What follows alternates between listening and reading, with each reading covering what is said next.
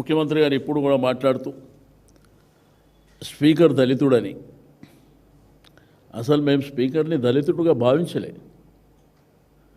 ఒక ఉన్నతమైనటువంటి గౌరవప్రదమైనటువంటి ఆ సభాపతి స్థానంలో ఉన్న వ్యక్తిగా గౌరవించాం. అసలు వారి సబ్జెక్టే లేదు అక్కడ. నిన్న జరిగిన చర్చల్లో లేదు, ఈరోజు జరిగినటువంటి చర్చల్లో లేదు. దీన్ని కులాల కంటగట్టేటువంటి ప్రయత్నం ముఖ్యమంత్రి గారు చేయడమే కాకుండా సభలు జరిగినటువంటి సందర్భాలలో వాళ్ళు పద్దులు పెట్టడం, మంత్రులు ఒకవైపున హౌస్ ఆర్డర్లో లేనటువంటి సందర్భంలో మా సభ్యులం మేమందరం కలిసి పోడియం వరకు వెళ్ళి మేము మా డిమాండ్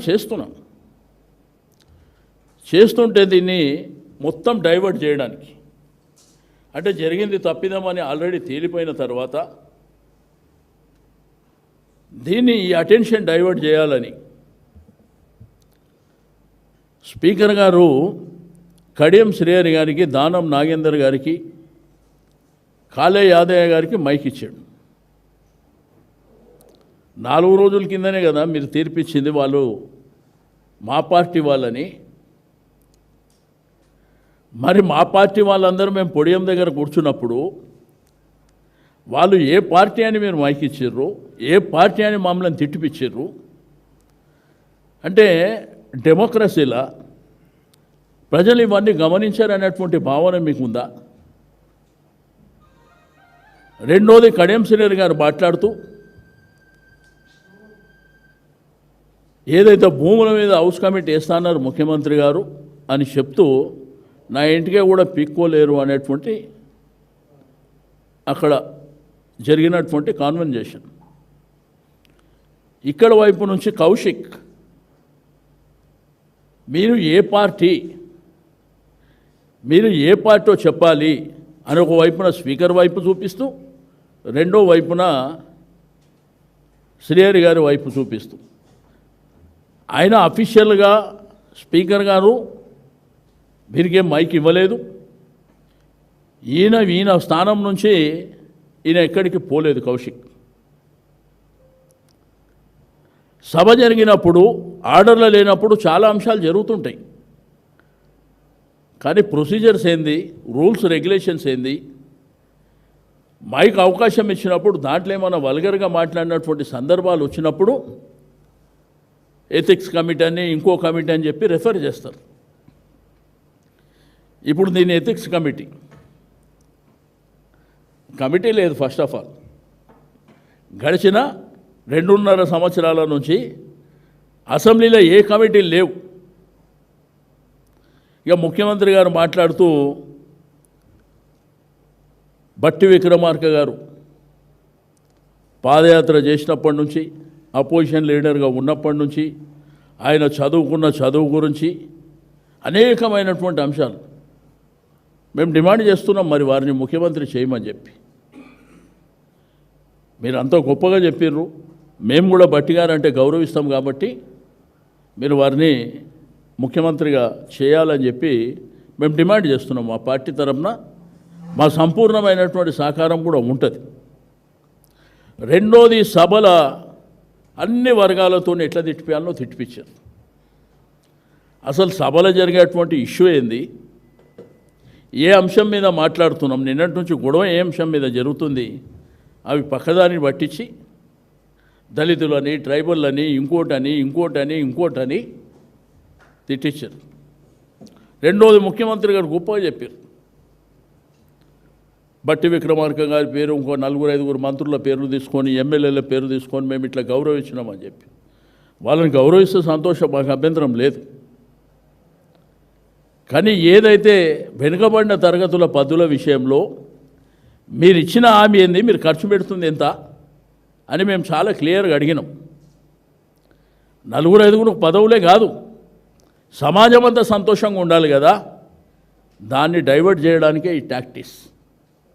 దళితులకు సబ్ ప్లాన్ ఇంప్లిమెంట్ చేయమంటే అది చేయకుండా ఈ డైవర్షన్.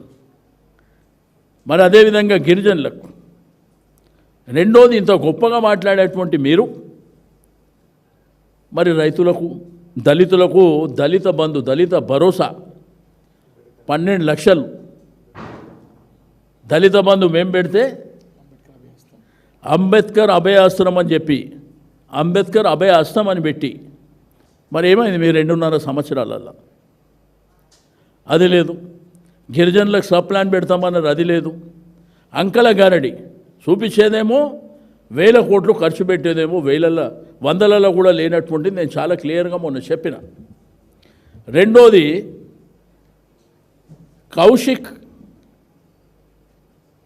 ఆయన స్పీకర్ గారు పర్మిషన్ ఇవ్వలే, ఆయన మాట్లాడలే. ఏదో అక్కడ ఉన్నప్పుడు మరి మీరు అఫీషియల్గా ముఖ్యమంత్రి గారు పండబెట్టి మమ్మల్ని తొక్కుతా అంటే మరి ఎథిక్స్ కమిటీ పంపించాలి కదా, అది కూడా పంపించాలి కదా దయచేసి. నేను లెజిస్లేచర్ అఫేర్ మినిస్టర్ గారికి చెప్తున్నా, మీరైతే రెఫర్ చేసినరో మరి పండబెట్టి దొక్కుడు, గోటీలు ఆడుకునుడు, మరి పేగులు తీసి మెడలు వేసుకున్నాడు, ఇవన్నీ కూడా ఎథిక్స్ కమిటీ పంపేయండి. సభా గౌరవం గురించి, సభా మర్యాదల గురించి. రెండోది స్పీకర్ గారు ప్రసాద్ గారు, ఆయనను మేము ఏ రోజు కూడా ఓ దళితుడు అనేటువంటి భావనలు కాదు, ఓ సీనియర్ నాయకుడు, ఒక మేధావి, ఉత్తమమైనటువంటి వ్యక్తిగా చూసినాం. మేము నిన్న ఇయ్యాల స్పీకర్ని ఎక్కడ మేము తూలనాడడం కానీ ఆటంకాలు కలిగించిన సంఘటన ఎక్కడ లేదు. కానీ ఒక సబ్జెక్టుని మీరు క్లియర్గా ఆ సబ్జెక్టు అధికారులు ఇచ్చినటువంటి వేరియస్ డిపార్ట్మెంట్లు ఇచ్చినటువంటి రిపోర్ట్ని మేము బయట పెడితే మీరు దాని మీద యాక్షన్ తీసుకునేది పోయి గతంలో ఇది జరిగింది అది జరిగింది, ఓకే నీ ఇష్టం. మళ్ళీ ఈరోజు కొత్తగా భూముల విషయంలో తీసుకొచ్చారు. ఒకటేమో సభా కమిటీ మీరు చెప్తే వేస్తా అని ముఖ్యమంత్రి గారు చెప్పారు, హౌస్ కమిటీ.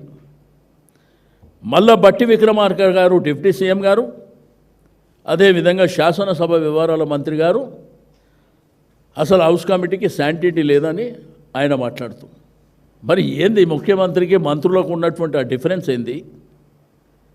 వాళ్ళేమో శాంటిటీ లేదంటుర్రు, మీరేమో హౌస్ కమిటీకి రెఫర్ చేయాలన్నా అని అడుగుతున్నారు.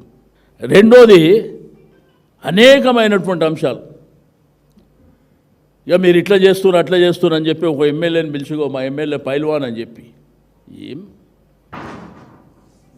అంటే మనము శాసనసభలో కుస్తీల పోటీలు ఏమైనా పెట్టినామా? వ్రెజ్లింగ్ ఏమైనా అవుతుందా?